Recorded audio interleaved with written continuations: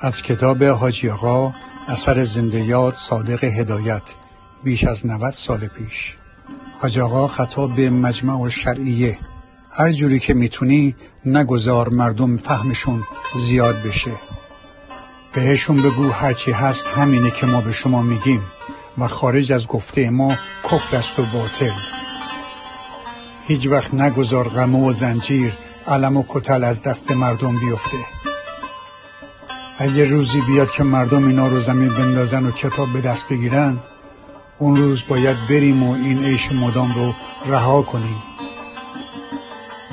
اگه تونستیم اینجوری مردم رو حفظ کنیم، هزاران سال بر اونا سواریم و از خریتشون ثروتمند و محترم زندگی میکنیم.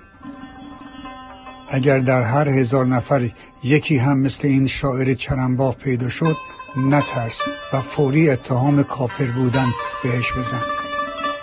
اون وقت میبینی همون مردمی که تو تربیت کردی چطور بر سرش میریزند و تک تکش میکنن.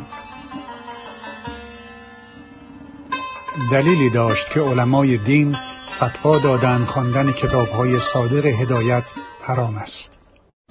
خطر دانشگاه از خطر بام خوشه‌ای بالاتر است.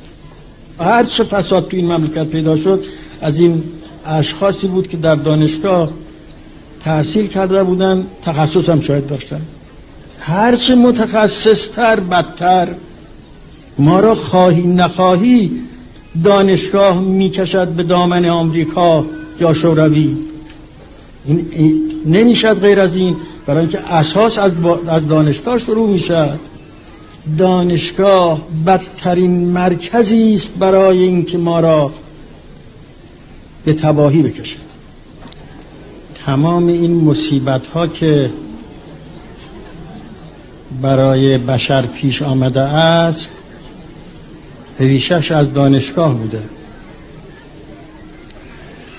ریشش از این تخصص های دانشگاهی بوده.